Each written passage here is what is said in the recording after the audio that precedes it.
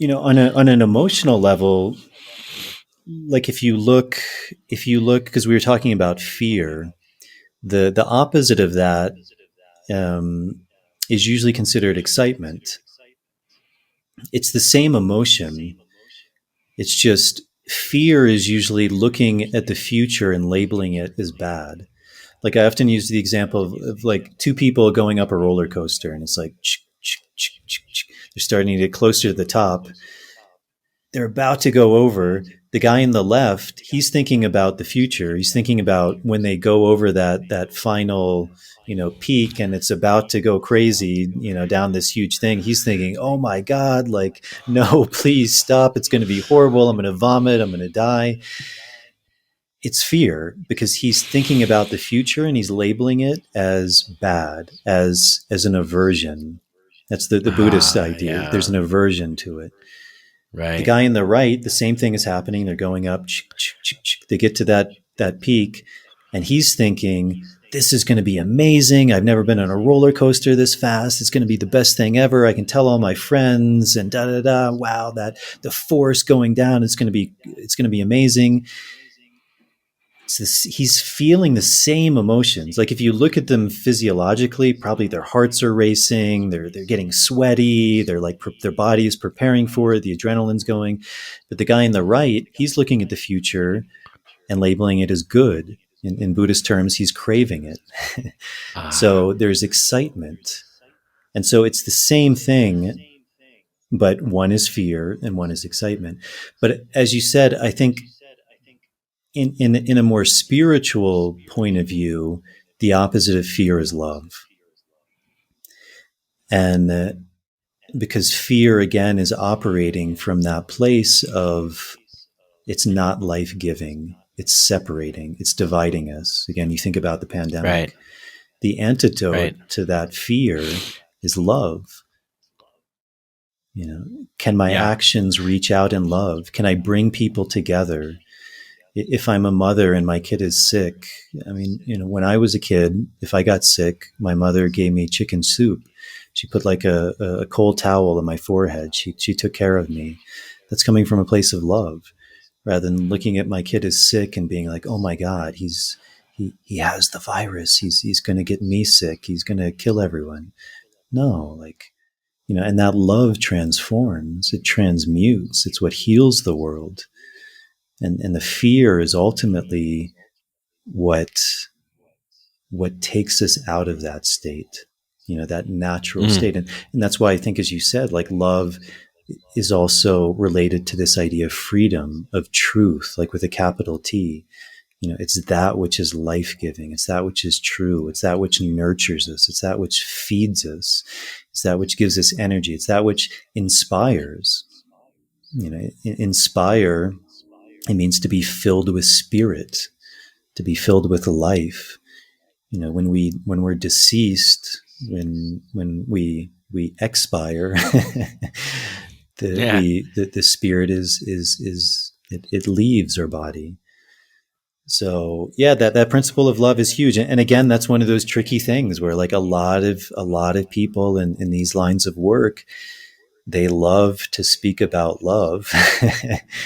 Right. But how Right. aligned are their actions to actually loving? I mean, I got COVID pretty early on in the pandemic, and Yeah. and I Same. was I was pretty shocked at the response of people who were considered plant doctors. Like they didn't want to be near me, and I'm not an angel or a saint, but if I call myself a doctor, then my responsibility is to go into sickness, to help people.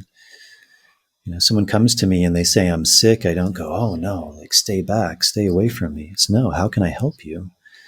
That's what a Yeah. doctor does. And even more than a Right. doctor, that's what a human being does. That's what someone who's filled with spirit does, is they reach out in Right. love to those around us. It's a beautiful Native American prayer, and one of the lines in that is reach out. It says, "Be strengthened by the love within. Reach out in love to those around us. For each day is a gift given but once." And so, who do we want to be? because this may be our last day. Do we want to live in that state of fear and isolate from others, label others, be afraid of others? Or do we want to reach out and love to those around us? Because this may be our last day. So Right. how do we want to live our life? From a place of love or from a place of fear? Yeah. Do we truly want to put it all out there and go give everything that we have and show everything that we are and live, to the fullest, whatever that means to each person? Or do we just want to survive and get by and make it until the end, which doesn't make sense to me? Yeah. Because as you said, the end could be anytime. Anytime. And that's And we could go one of into a the whole that's one of the things, I think that I really saw with the pandemic too is, and it's not to say that we shouldn't do anything or we shouldn't take precautions. I mean, for sure, of like that. course. That's why we have a house. That's why we build walls around us so that we're somehow protected from the elements. It's not just like, Yeah. well, I'm just whatever happens. Whatever. I'm not going to do anything. No, like Yeah. when you operate from a place of love, you can still do things. You can build a house. You can protect your family. But to what degree? Like even this idea of isolating ourselves, like wearing masks, being afraid of people, like, is that life-giving? Maybe you can argue, I don't know. Again, this is individual. Maybe you can argue and somehow it is, but, to me, it very much seems like coming from this place of fear, it's ultimately not life-giving. Like if we're so afraid of death that we're literally stopping life, we're stopping life in order to avoid death.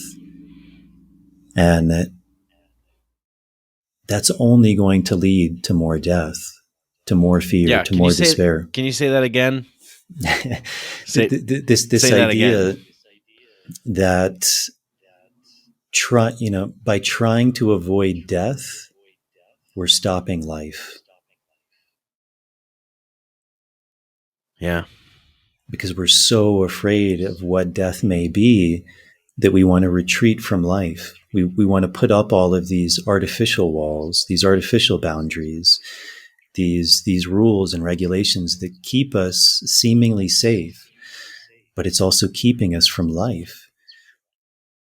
Because we are human beings, we are individuals, but we don't exist in a void. Like we need touch, we need humanity, we need to see people smile, we need to hug people, we need to embrace people, we need to give each other a pat on the back, we need to talk to people. We need to have that interaction. Like we're not hermits. and Yeah. and if we don't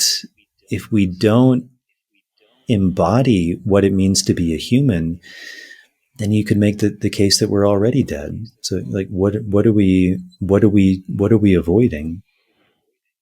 And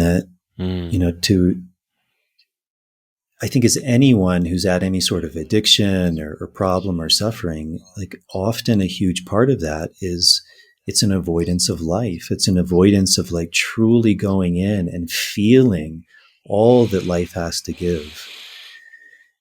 And so we do things. We isolate ourselves. We take drugs. We watch Netflix all day. We watch porn. We eat tons of food.